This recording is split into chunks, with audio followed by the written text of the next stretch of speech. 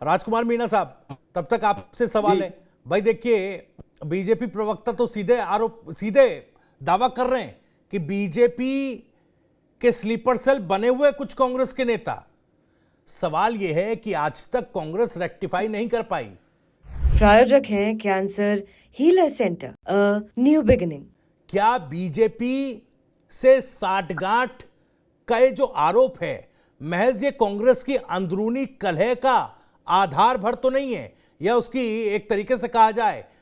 तो उसकी आड़ भर तो नहीं है कि इस आरोप की आड़ में कांग्रेस के भीतर की अंतर्कलह को छुपाने की कांग्रेस हमेशा कोशिश करती रही, लेकिन वजह यह रही कि कांग्रेस ने कभी अपने गिरेबान में झांक कर नहीं देखा और इसीलिए आज तक वो अंतर्कलह दूर नहीं कर पाई। हाँ भविष्य जी, मैं पहले तो बता देता हूं कि ये जो आज की डिबेट में मुख्य मुद्दा ये था कि सत्ताधारी पक्ष के विधायकों द्वारा जो इनकी सुनी नहीं जा रही, ये इनके खिलाफ ही मुख्यमंत्री बगावत कर रहे हैं, खुले में लेटर भेज रहे हैं, स्टेटमेंट जारी कर रहे हैं। अब बीजेपी प्रवक्ता महोदय ने उस पर तो 10 सेकंड बात करके कांग्रेस पे आ गए। चलो अच्छी बात है, हमारे बिना तो आप सांस भी नहीं ले सकते। और मैं तो आपसे भी निवेदन करूंगा कृष्ण कुमार जी, अगर आपको राजस्थान में पता हो तो लिस्ट दे दीजिएगा। भविष्य जी ने जो बताया, हमें भी आसानी होगी ऐसे सर्च करने में। और निश्चित तौर पे भविष्य जी, मैं आपको एक बात बता देता हूं कि इन्होंने एक बात बोली थी कि बहुत सारे पिछले 10 सालों में लोग इधर आए भारतीय जनता पार्टी में। मैं 2 लाइनों में इनकी बात का जवाब देता हूं कि जो लीडर थे वो आज भी भ्रष्टाचार के खिलाफ, सांप्रदायिक नफरती तत्वों के खिलाफ आज भी जंग के मैदानों में है। और जो कायर थे, बुज़दिल थे, वो आज भी संघ में और बीजेपी में है। तो हमें बिल्कुल भी फर्क नहीं पड़ता,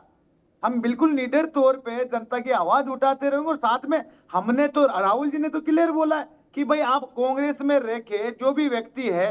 कांग्रेस में रह के आप बीजेपी वालों के लिए काम कर रहे हो, ऐसा करो आप कांग्रेस से बाहर जाइए, खुले तौर पे काम कीजिए, देखिए आपकी वहां क्या इज्जत होती है, आपको पता लग जाएगा स्लीपर सेल होना क्या है। और इनको तो नहीं, ठीक है सर, इस तरह के आरोप राजकुमार मीणा साहब आप उन लोगों पर लगा देंगे, आपका अधिकार भी है, आपका हक भी है, बतौर एक राजनीतिक दल आपका अधिकार है कि आपको छोड़कर गए नेताओं पर आप ये आरोप और ये तोहमत लगा दें, लेकिन गिरेबान में झांकने की भी तो जरूरत है। आप हाल ही में विधानसभा में हुए उपचुनाव के नतीजों पर भी तो नजर डालिए। मैं पीछे नहीं जाऊंगा या किसी और राज्य के नतीजों पर नहीं जाऊंगा, कम से कम वो तो देखिए अब जो अपने नतीजे विधानसभा के उपचुनावों में मिले, क्या हर्ष कांग्रेस पार्टी का हो रहा है? सुनिए, अब आप उपचुनाव की बात कर रहे हैं तो उपचुनाव को सर्वविदित है और आप भी बहुत अच्छी तरह जानते हो। ये आपने सवाल जरूर घुमा के पूछ लिया कि केवल कांग्रेस ने अपने सहयोगी दलों को सबने स्वतंत्र रूप से लड़े हैं, और उसके बाद भी ये जहां जहां जीते मार्जिन देखो 1500, 11,000, ये कोई मार्जिन है? हम अलग होकर स्वतंत्र रूप से लड़े। सोचो हम वापिस गठबंधन में लड़ ले तो इनकी हालत क्या होगी। और उपचुनाव के अंदर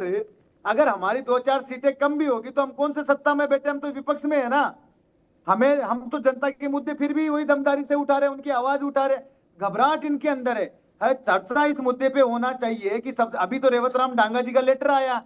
इससे पहले किरोड़ी लाल जी का प्रकरण चला है, कालीचंद सराफ साहब ने खुले में भ्रष्टाचार का आरोप खुद की सरकार के ऊपर लगाया, और अभी अभी तो अविनाश गहलोत ने बद्री माफियों का पक्ष लिया है कि पर्चियां मत काटो। क्योंकि हो क्या रहा है कि यहां पर भारतीय जनता पार्टी की जो पर्ची सरकार है, लोगों ने जिनको वोट देके भेजा है वो सरकार नहीं चला रहे। यहाँ पे अधिकारी ब्यूरोक्रेसी सरकार चला रही है, मनमानी तरीके से पैसे उगाए जा रहे हैं और केंद्र को भेजे जा रहे हैं। राजस्थान सिर्फ केंद्र का एक कमाई का माध्यम का एक जरिया बन चुका है। किसी की भी हिम्मत नहीं है। आज आप देख ली, इनके ही खिलाफ इनके ही विधायक, इतने प्रकरण अगर लगातार बाहर आ रहे हैं तो निश्चित तौर पे अस्थिरता भारतीय जनता पार्टी के अंदर बनी हुई है। चिंता इस बात की होना चाहिए कि इनकी अस्थिरता के कारण, इनकी ब्यूरोक्रेसी की मनमानी के कारण प्रदेश की जनता का क्यों नुकसान, समस्या को एड्रेस करना क्यों नहीं चाह रही है, जो कम से कम राजस्थान में तो बहुत बुरी तरीके से कांग्रेस उससे जूझ रही है। खैर मैं आऊंगा, सवाल मेरे पास है और जिस आपने जो जिक्र किया कि मेन मुद्दा, आज तो खैर दोनों पॉलिटिकल पार्टीज के लिए एक एक मुद्दा में लेकर आया, कम से कम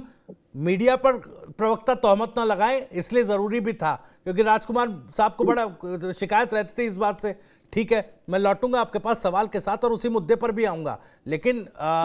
एक टिप्पणी अमित व्यास साहब से भी ले लूं। अमित व्यास साहब, दोनों मामलों पर आपकी प्रतिक्रिया चाहूंगा मैं।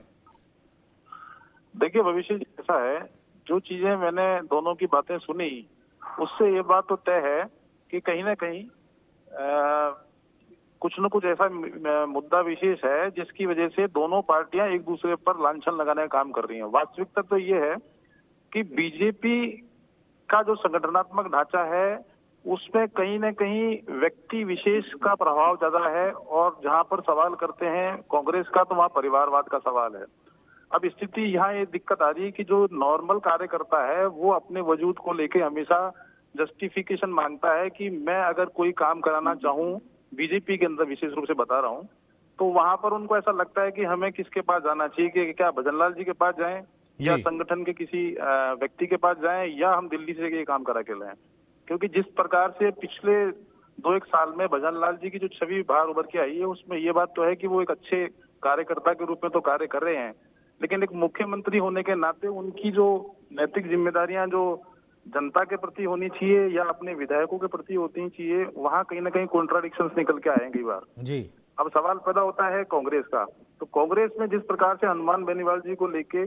या यूं कह लीजिए कि कांग्रेस के अलावा बीजेपी में हनुमान बेनीवाल को लेकर जिस प्रकार की शख्सियत बाहर निकल के आई है। देखिए, हनुमान बेनीवाल चूंकि अपने क्षेत्र में काफी चर्चित व्यक्तित्व रहा है और एक जाति विशेष में अपना एक अच्छा प्रभाव भी रखता है, उसके परिणाम स्वरूप अगर वो अपना काम करवाने में सफल होता है तो ये तो उसकी व्यक्तिगत अपनी तरीका है, क्योंकि उस व्यक्ति ने अपना काम कांग्रेस की सरकार रही है तब भी कराया है, और जब बीजेपी की सरकार आई है तब भी वो अपना काम करा के ले जा रहा है, जबकि इस बार तो वो जीते भी नहीं है। नहीं, कहीं ऐसा तो नहीं है अमित व्यास साहब, मैं थोड़ा सा टोक रहा हूं, कहीं ऐसा तो नहीं है कि कांग्रेस के भीतर जो एक अलायंस बना था लोकसभा चुनावों के उस दौर में, उपचुनावों में अलायंस राजस्थान में टूटा, ना तो बीएपी ना ही आरएलपी साथ रही, अब कहीं ना कहीं कूटनीतिक तौर पर बीजेपी उन तमाम नेताओं को साध रही है, और कहीं ना कहीं एक बिग प्लस है बीजेपी के लिए ये, और उस कूटनीति को भी समझने में कांग्रेस फेल हो रही है। भाई रेवंत राम डांगा है, साथ में हनुमान बेनीवाल के भी काम हो रहे हैं। अब ये देखिए, भले रेवंत राम डांगा, और एक सवाल तो ये भी है कि कई ऐसे विधायक हैं जो शिकायत बीजेपी में कर चुके हैं, देखिए मंत्री सुन नहीं रहे, अधिकारी सुन नहीं रहे, उस पर भी मैं जवाब ले लूंगा, लेकिन कहीं ना कहीं ये इस कूटनीति पर चल रही है क्या बीजेपी? बिल्कुल, आपने जो बात की है उसमें मैं पूरी तरह से सहमत हूँ साहब, क्योंकि एक्चुअली में क्या है, बीजेपी ने अपनी कार्यशैली में 2 बातें बहुत तरीके से देखी। आपने देखा होगा कि महाराष्ट्र में जो इलेक्शंस हुए थे जी, और अन्य राज्यों में जो इलेक्शंस हुए, वहां पर उन्होंने ऐसे लोगों को अपनी संगठन से जोड़ने का प्रयास किया, चाहे वो पार्टी दूसरी किसी की भी रही होगी, लेकिन वो ये सोचते हैं कि अगर हम सबको साथ में लेके चलेंगे तो कहीं ना कहीं हमारे अंदर का जो अंतर्कलह है वो कहीं ना कहीं बाहर निकल के नहीं आएगा, क्योंकि किसी न किसी रूप में जब तक आप अपने अंदर अंतर्कलह को नहीं दूर कर पाओगे तो दूसरी पार्टी आपके ऊपर आरोप प्रत्यारोप तो लगाएगी, जैसा कांग्रेस कर रही है। जबकि वास्तविकता तो ये है ना कि ये कूटनीति का एक हिस्सा है। अब वो चाहे मोदी जी की तरफ से इशारा है या अमित शाह जी की तरफ से इशारा है या संगठनात्मक स्तर पर इसके प्रयास पहले से चले आ रहे थे, क्योंकि देखिए नाराज व्यक्ति तो चाहे कांग्रेस हो उसमें भी नाराज रहते हैं लोग बाग, बीजेपी की जब सरकार आई तो उसमें भी लोग बाग नाराज हैं। पर प्रश्न इस बात का उत्पन्न होता है कि हम ऐसे, एक कहावत है कि निंदक नियरे राखिए। प्रायोजक हैं cancer healer centre, a new beginning.